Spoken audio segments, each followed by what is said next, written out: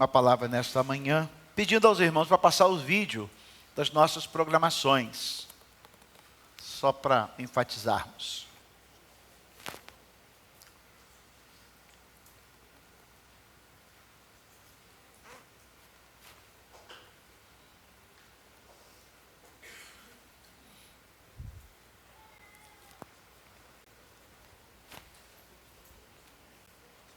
E aí, família da paz, estamos aqui para mostrar a vocês a programação do mês de junho.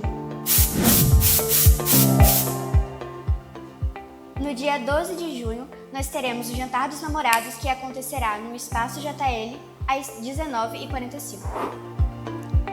No dia 23 de junho, nós teremos nosso Encontro de Cavalheiros e você, homem, está convidado a estar aqui conosco. No dia 28 de junho, nós teremos o nosso Kadosh, organizado pela rede de jovens e adolescentes, e você não pode ficar de fora.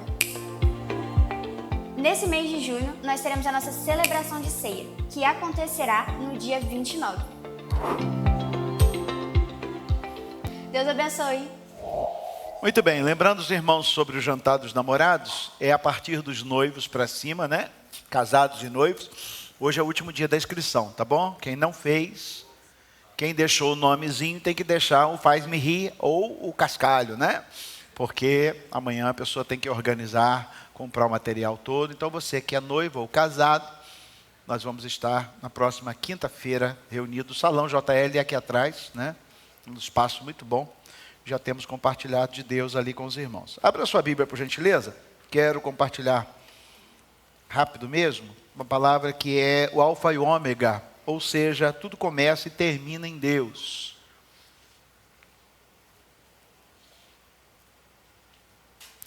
Colossenses capítulo 1, verso 16, diz assim: pois tudo,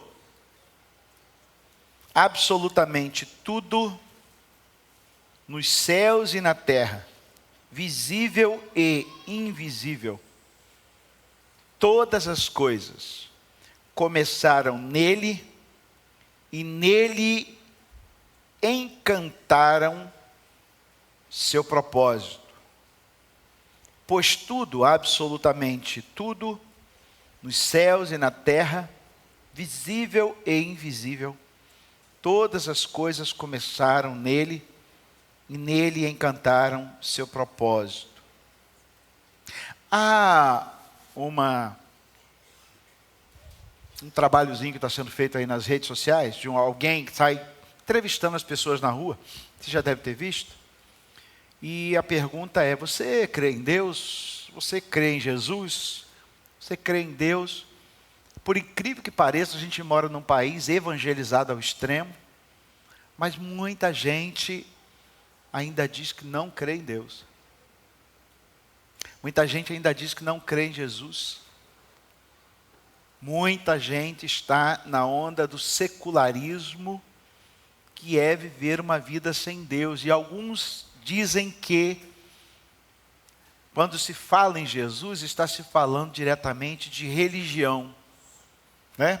Essa foi uma estratégia satânica ao longo do tempo, remetendo Jesus Cristo à religião, né? E isso afastou muita gente do relacionamento com Deus. Um ateu declarou a seguinte frase: a menos que se admita a existência de Deus, a questão que se refere ao propósito para a vida não tem sentido. Quando o ateu diz que ele não crê em Deus, ele já menciona que o parâmetro é Deus. Quando o ateu diz eu não creio em Deus, ele já se relaciona a Deus. E este mesmo ateu diz que se não houver Deus, a vida não faz sentido. Se não houver essa questão espiritual, a vida não faz sentido. Mas nós que somos lavados e remidos pelo sangue do Cordeiro, porque a primeira coisa que acontece com a gente quando a gente recebe Jesus é passarmos a ter discernimento espiritual. O que é ter discernimento espiritual? É um entendimento diferenciado que as pessoas comuns não têm. Quem dá esse discernimento é exatamente a presença do Espírito Santo de Deus na vida da pessoa. Então preste atenção. Qual é a primeira característica de como uma pessoa tem o Espírito Santo de Deus? É quando nela já está acontecendo o vislumbre de discernir o certo do errado, o conveniente do inconveniente, de reconhecer que ele não pode mais viver sem Deus. Entendeu? Por que eu já contei isso para os irmãos e falo sempre, e vou falar sempre? Por que eu trato de batalha espiritual na quarta-feira? Por que eu falo tanto de demônio? Por que eu falo tanto de Satanás? Porque se você não acredita em Deus, você tem que acreditar em Satanás. E se você acredita em Satanás, você tem que acreditar em Deus. Uma coisa está ligada à outra. E fatalmente a gente vê muita gente que está com a vida diluída e destruída exatamente por duas questões. Primeiro, por não acreditar em Deus e por não acreditar no diabo. Porque se eu acredito em Deus, eu tenho dele sobre a minha vida e a minha casa uma bênção, uma proteção e a salvação. Se eu não acredito nele, eu não acredito também no Satanás. Satanás destrói, rouba e mata a vida das pessoas a cada dia. Né? Então acabou ficando sem escolha. E quando eu observo isso, trago para você hoje que a palavra é que nos leva a esse entendimento. Fora da Bíblia, irmãos, nunca vamos crer em Deus, porque raramente você vê a história de alguém que creu em Deus longe da Bíblia.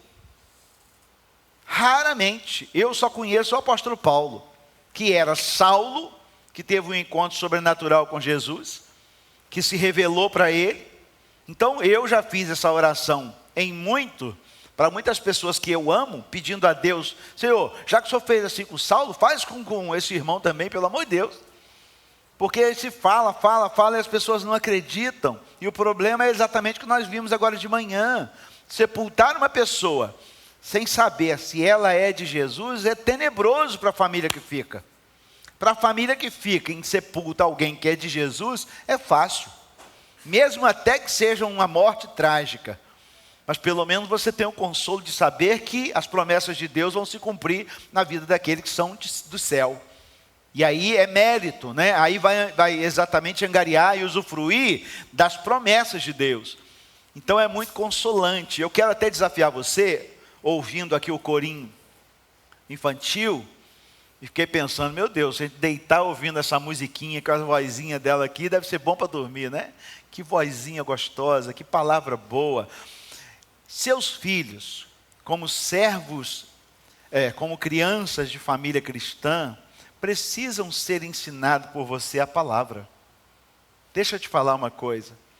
O cotidiano da nossa geração é o secularismo. O secularismo exclui Deus das coisas.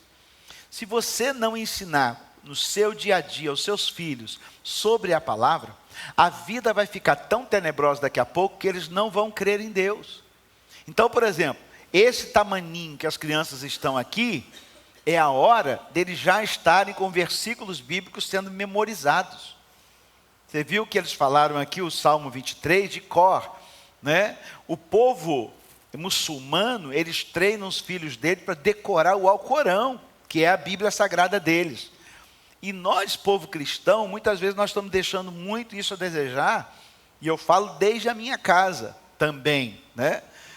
Hoje eu estou com o netinho, né? E o netinho, a gente começa a falar um versículo, e a mãe já tem treinado ele já está falando alguns versículos.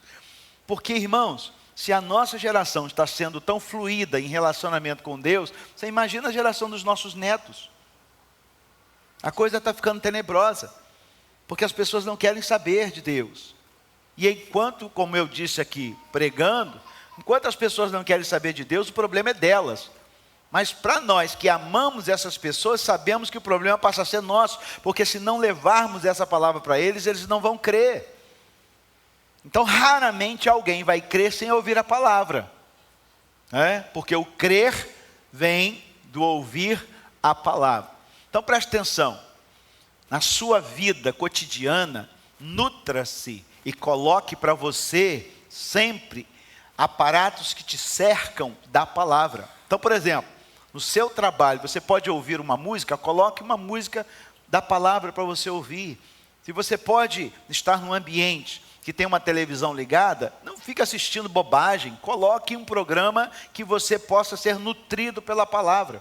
Porque a cada dia o desafio será tão grande e o cotidiano será tão destruidor que as pessoas não querem saber de Deus. E o grande problema disso é que, se as pessoas não querem saber de Deus, ontem eu estava ouvindo a filha da Baby Consuelo, aquela pastora, né? E ela falou, existem demônios específicos que trabalham na incredulidade, na parte filosófica, porque as pessoas que não creem em Deus, elas são filosóficas.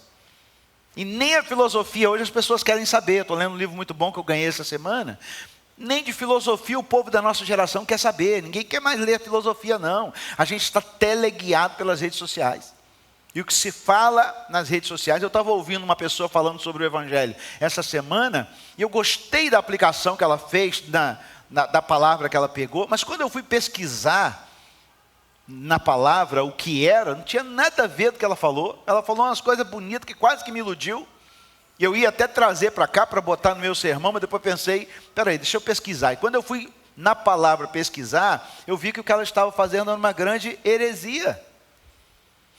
Então a gente tem que conhecer a palavra e ensinar os nossos filhos, porque o tempo é exatamente de uma apostasia muito grande. Em Apocalipse capítulo 1, verso 8, diz assim, eu sou o alfa e o ômega, diz o Senhor, aquele que é e que era e que há de vir, o Todo-Poderoso. A vida de todas as criaturas está nas mãos de Deus. É público e notório, porque é Ele que mantém todas as pessoas com vida. Romanos 11, 36, o texto completa isso, e é uma palavra que você deveria grifar e estar na sua mente pulsando como se fosse uma liquidação nas lojas, que tem aquela luz vermelha que diz assim, é porque dele e por ele e para ele são todas as coisas. Glória, pois, a ele eternamente. Então, mais uma vez, porque dele e por ele e para ele são todas as coisas. Ou eu blindo a minha casa, ou eu blindo o meu casamento com essa palavra, ou a gente vai começar a receber informações e formatações satânicas, sutis, que vão entrar na vida da gente, como eu preguei quarta-feira. Quando Satanás alcançou Eva, ele não falou com Adão, mas ele usou Eva para atingir Adão, né? Foi por intermédio, essa formatação que o inimigo usa, tem acontecido isso com as nossas redes sociais. O menino adquiriu um celular e a família colocou internet na casa. Em 2 meses ele descobriu o satanismo no celular. Ele entrou num pacto com Satanás. Com 2 meses de internet e celular na mão, o moleque se matou. Está entendendo? O diabo não está brincando de ser diabo, não. Ele não está brincando de ser diabo. E sutilmente, a maior estratégia do inimigo, hoje no nosso tempo, gente, é gerar na nossa mente um torpor. O que é isso, pastor? É como se a gente fosse uma pessoa que estivesse hipnotizada ao nível de não crer em Deus, ao nível de não ter fé. E é essa galera hoje que está aí fora dizendo todas essas bobagens que a gente vê, e estão a cada dia pegando a própria Bíblia e dizendo que a tradução melhor da Bíblia não é essa que nós temos. Aí começa a traduzir a Bíblia nos moldes deles para justificar o afastamento de Deus, mas que teoricamente eles estão próximos de Deus. Olha que bonitinho. É igual essas religiões aí que falam em Deus, mas que o final delas é um pacto com o diabo, né? E isso vai acontecer cada vez mais. E não cabe nenhuma crítica, cabe um alerta. Porque a crítica, ela fomenta a ira. Mas o alerta é, vamos buscar esse povo. Onde eles estão? Estão debaixo dos nossos braços.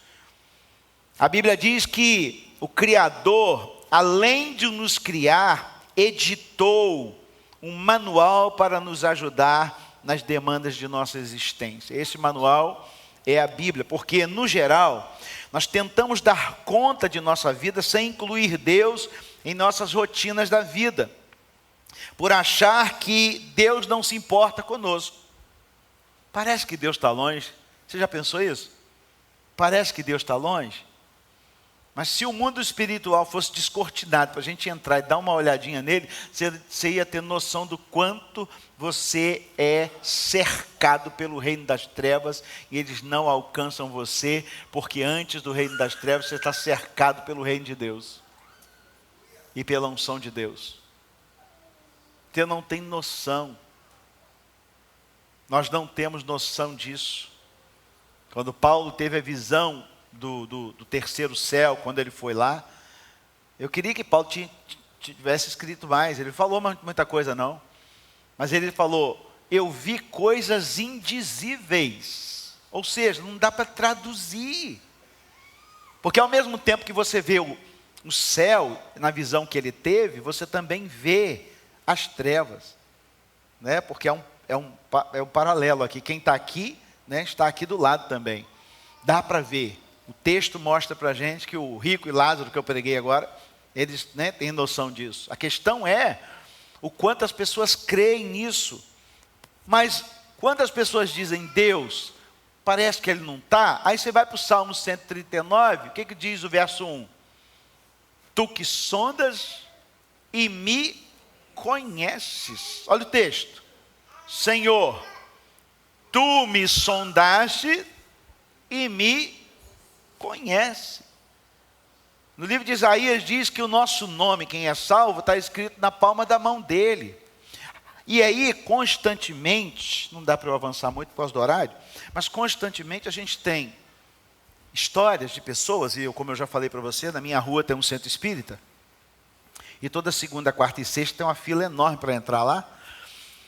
Constantemente pessoas que se afastaram, frequentaram a igreja evangélica, se converteram, se batizaram ou não e tal, frequentaram e tal, constantemente vão a esses encontros e quando chegam lá, os próprios demônios dizem para ele, aqui você não pode ficar, porque daqui você não é. Quer dizer, a própria pessoa, que provavelmente já deve ter dito várias vezes, Deus está meio longe, Deus não existe, ele tem que ir para um negócio dele para chegar lá, o demônio dar uma risada na cara dele e falar, eu não posso te ajudar porque você não me pertence. Cansei de atender pessoas que me contaram essa história, e eu já contei para os irmãos aqui, não foi uma nem duas, né? Ter que o diabo dizer para a pessoa que ele é de Deus é um absurdo.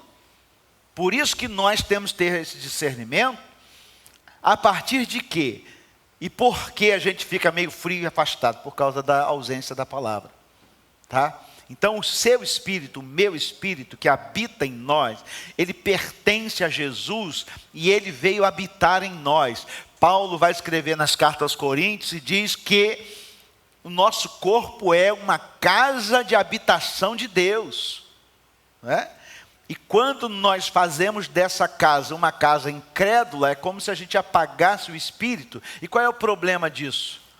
Quando a gente apaga o espírito, prevalece a carnalidade. A carne prevalece. E aí é aquele crente que às vezes é carnal. É aquele crente iracundo, é aquele crente que é bêbado, é aquele crente que é drogado, é aquele crente que é mentiroso, é aquele crente, mas ele é crente. E o Espírito habita. Ele entregou a vida para Jesus. Ele até chegou a se batizar. E vai ser necessário o diabo dizer para ele uma vez, você não me pertence, para poder o cara acordar. Mas e aí qual é o problema disso? O problema desse crente é que quando ele começa a pecar indistintamente, ele atrai sobre si maldição. Por quê? Porque toda maldição foi quebrada em Jesus, mas o crente desobediente atrai sobre si as maldições da iniquidade. Foi aquilo que Davi fez quando ele pecou com Betseba. O que aconteceu com a casa de Davi? a pancada veio feio. Né? A pancada veio feio. Por quê? Porque ele sabia que ele estava pecando, ele sabia que ele estava apanhando uma mulher casada, ele sabia que ele ia matar o marido dela, ele sabia de tudo, ele sabia que aquela gravidez era amaldiçoada, a criança morreu. Deus disse para ele: a sua casa não vai se apartar a espada. E por que Deus faz isso? Porque ele é covarde? Não, porque ele ama quem ele salvou. Porque se às vezes a gente não tomar na canela, a gente não aprende, né? Muitas vezes a gente só aprende, só reconhece quando está no leito de dor.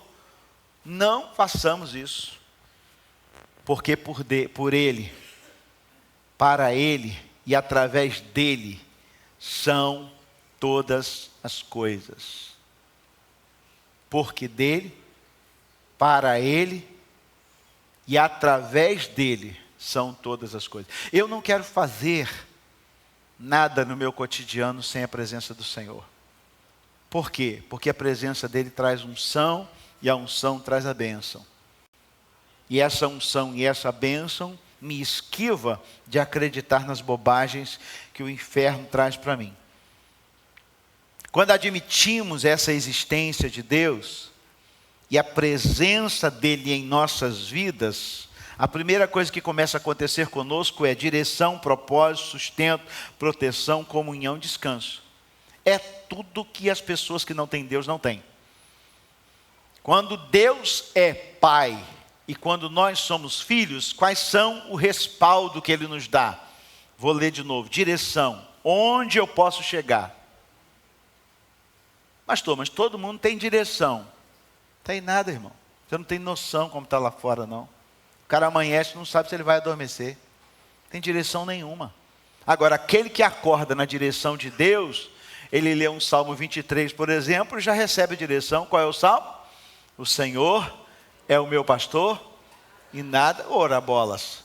Ele já sai para o dia entendendo, eu tenho um Senhor, eu tenho um pastor, eu tenho um Deus. E se Ele diz que nada vai me faltar, ainda que eu ache que me falte alguma coisa, eu creio que Ele é poderoso para fazer muito mais.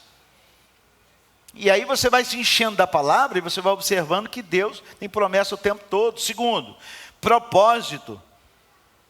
Se eu vou chegar, porque quem me garante é o Senhor, como eu vou chegar, Ele vai comigo no decorrer do caminho. E aonde está o texto? Salmo 139. Dará ordem aos seus anjos a vosso respeito para vos guardares em todos os vossos caminhos. Tem anjo com você, irmão. Você só está aqui hoje porque anjo teve com você essa semana. Eu fiz uma cortada ontem na cidade, que eu quase matei minha mulher do coração. Eu falei, dei trabalho para o anjo. Você só está aqui hoje porque o anjo, os anjos, né? Não é o anjo, porque aí senão vai entrar naquela onda dos católicos, né? Achar que nós temos um anjo da guarda. Não, nós temos anjos que nos guardam. A Bíblia diz, dará ordem aos seus anjos, não é pessoal. Tá? Então Deus manda e recolhe, não tem relacionamento. Quando os anjos apareceram para os discípulos uma vez, lá no, acho que no livro de Atos, o anjo apareceu na porta da entrada da igreja lá, os discípulos se quedaram diante dele de joelho, os anjos falaram o que para ele? Levanta, levanta, eu não sou digno de adoração, só um é digno de adoração, só o Senhor. Amém, gente? Terceiro, sustento.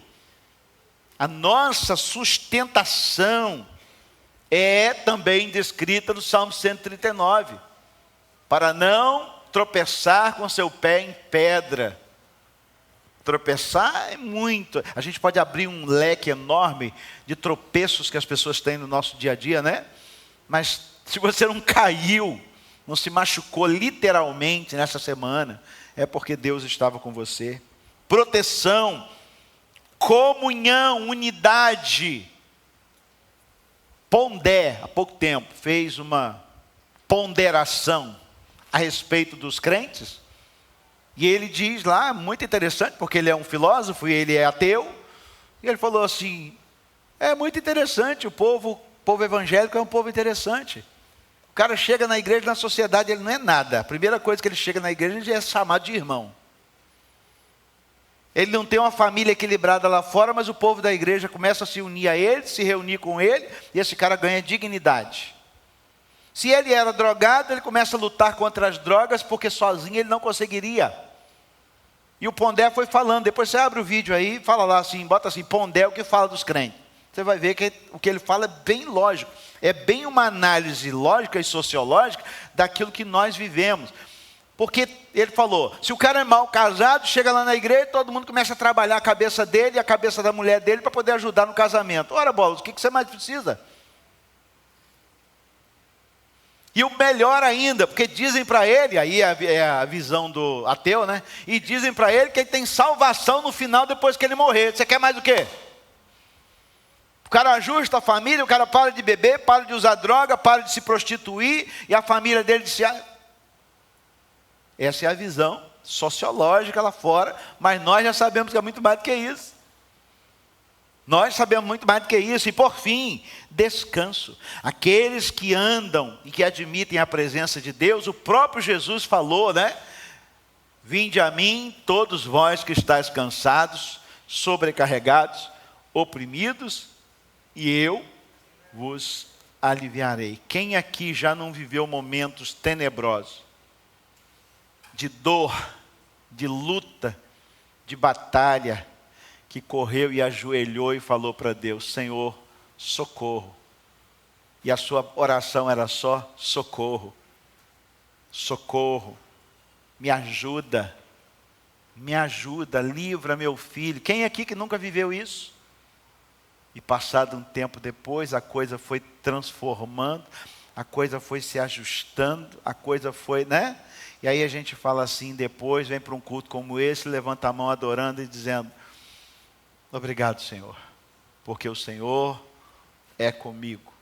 O Senhor é o meu pastor e nada me faltará.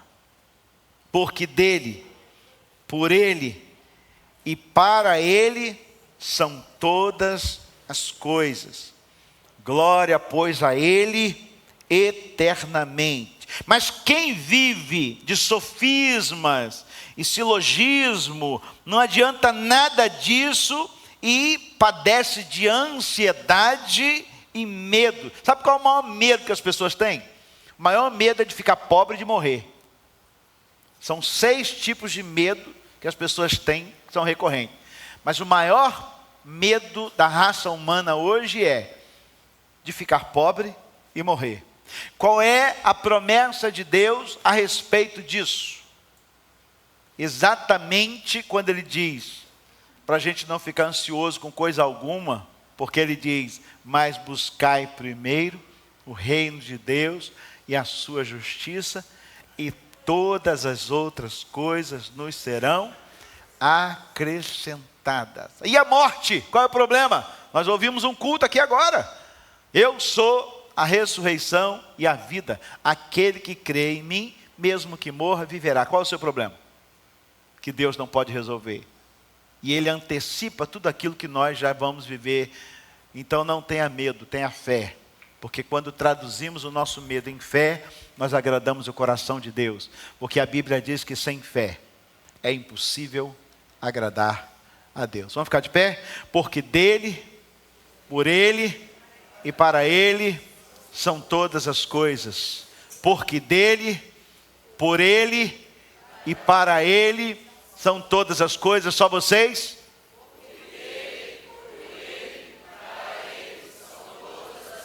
É o nosso legado. A sua vida, a nossa vida, só basta vivermos nesse nível, para que um dia, quando formos também levados para a eternidade, sejamos reconhecidos como aqueles que viveram para a glória de Deus. Minha casa, meus filhos, meu casamento, minha família, vivendo para a glória de Deus. Evidente que você sabe que eu só fiz a introdução do sermão, por causa do horário, mas nós vamos continuar esse papo, porque precisamos entender a cada momento da nossa história, o quanto nós precisamos consagrar tudo que nós somos e tudo que nós temos ao Senhor. O restante do seu dia, consagrado. O restante da semana, consagrado. O seu casamento, consagrado. Sua família, consagrado. Seus filhos, pastor, mas meu filho está perdido. Consagrado. Porque consagrado significa separado. Quando eu olho para o meu filho, ao invés de vê-lo perdido e eu digo meu filho é consagrado, eu estou dizendo ele é separado. Uma hora ou outra a glória de Deus vai pegar ele. Isso é profético. Isso é com fé que nós precisamos dizer. Por isso, troque a sua palavra de murmuração para uma palavra profética sempre. Porque, gente, ainda que a gente intente viver nesse mundo, nós estamos vivendo neste mundo, mas não somos dele. Qual é a grande diferença de viver no mundo em que nós não somos dele? É que nós estamos aqui para ele, por ele, e vamos viver o tempo todo pensando nele, porque essa é a nossa resolução. Nós já resolvemos. Jesus falou que sem ele nada podemos fazer. Eu acredito nisso e eu não quero também fazer nada. Eu já tentei viver sem ele e deu errado, deu ruim, como diz o outro, né? E a gente não vai mais persistir nessa burrada que a gente fez na vida. Inteligente hoje é: eu estou jovem, adolescente, homem, mulher, solteiro, casado, porque dele, por ele e para ele são todas as coisas. A minha vida pertence ao Senhor. Você pode declarar isso? A minha vida pertence ao Senhor. Diga também: a minha casa pertence ao Senhor. A minha vida profissional pertence ao Senhor. O meu estudo pertence ao Senhor. O meu estilo de vida pertence ao Senhor. Tudo é para a sua glória. Não tem uma música assim? Tudo é para a glória do Senhor. Vamos orar? Junta aí nesse meio, vamos fechar. Os corredores, vamos dar as mãos. Por que eu estou chamando você para dar as mãos? Porque nós temos o mesmo propósito. Nós somos a família de muitos filhos. Amém ou não? Amém. Somos uma família de muitos filhos. Nós choramos com quem chora e nos alegramos com quem se alegra. A nossa vida não está solta. Nós não somos um ermitão que vive morando numa caverna, num casulo. Não, nós somos uma equipe, nós somos uma família, né? E quando alguém não vem, eu sinto falta, porque nós estamos no mesmo propósito, na mesma direção. E orando uns pelos outros como nós estamos aí, seremos mais fortes. Eu quero dizer para você que você pode contar comigo, amém? Amém. Agora diga para quem está do seu lado: você pode contar comigo. Porque a nossa vida é para Ele. Para Ele. Obrigado, Jojo. Para Ele, por Ele, através dEle, nós vamos continuar intentando viver uma vida santa, porque nunca será difícil, porque nós somos humanos e somos carnais. E a própria palavra diz que essa carne vai militar contra o Espírito. Então decida hoje o que você vai fazer e lute para que você possa realizar, porque a sua carne vai tentar te detonar, vai tentar te roubar a bênção, né? Porque essa carne, como nós vimos aqui, o corpo de Edenilda já estava começando a se desfazer, porque a partir do momento que a vida sai do corpo, o que resta é só o que é físico, e o que é físico a Bíblia diz que vai ficar aqui, né? O que sobrou dela agora já está começando a definhar. Daqui para frente, é assim também somos nós. Você só é alguém enquanto o seu espírito está vivificado no Senhor, porque a sua carne não presta para nada. Ela vai tentar te debelar, ela vai tentar te dissuadir. Persiga a presença do Espírito. E é claro, eu não posso te dizer outra coisa, tem buscar na palavra, na oração, no jejum. Tivemos uma semana de oração. Senti falta de muitos de vocês aqui. Tem gente que não tem o hábito de orar. Tem gente que não tem o hábito de pagar o preço. Você vai sucumbir. Pague o preço. Porque do nada você descobre que você está sendo roubado. E quando a gente descobre, é igual quando você descobre que o filho já está com maconha no quarto. Quando você descobre que o filho está com maconha no quarto, ele já vem fumando maconha há muito tempo. Não dê esse mole. Comece hoje. Tempinho com Deus, vai aumentando esse tempo, vai começando a sacrificar, vai começando a pagar o preço. Eu quero compartilhar com você que nós vamos fazer a casa do julgamento nesse segundo semestre.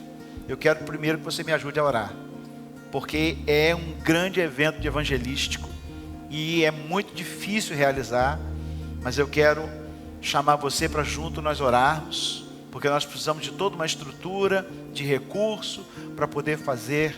E eu tenho quase certeza que fazendo a casa de julgamento, essa igreja dobra de pessoas no próximo ano.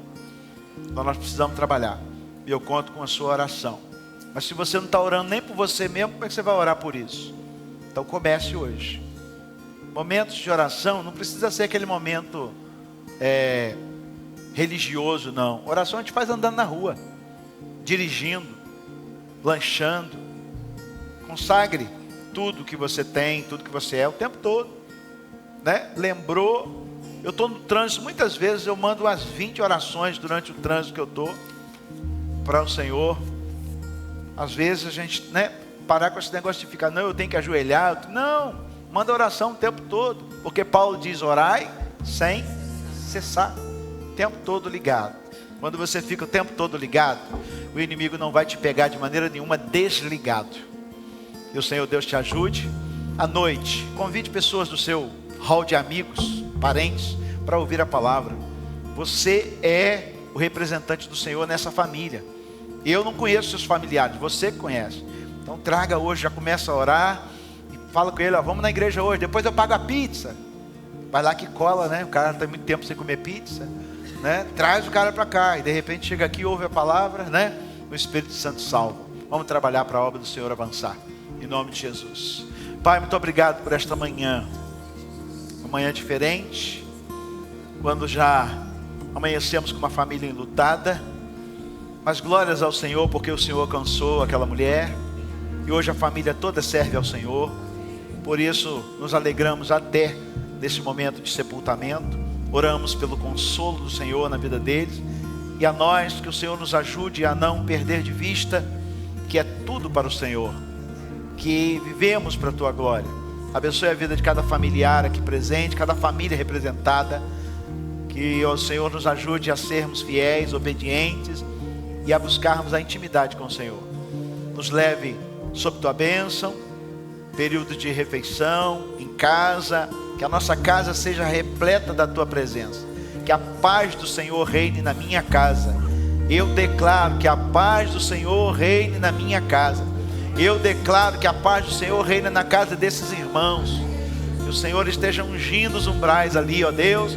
Não permita que o inimigo deflagre nenhum tipo de torpedo contra a nossa casa. E que o Senhor esteja, ó Deus, enchendo nossas vidas do Teu amor e da Tua alegria. E à noite possamos estar aqui celebrando ao Senhor a nossa vitória. Que a graça do nosso Senhor e Salvador Jesus Cristo, o amor de Deus, o nosso eterno Pai, e as doces consolações do Espírito Santo recaiam sobre sua vida, sobre a sua casa e sobre a sua geração, para todo sempre. Amém. Deus abençoe. Vão na paz do Senhor.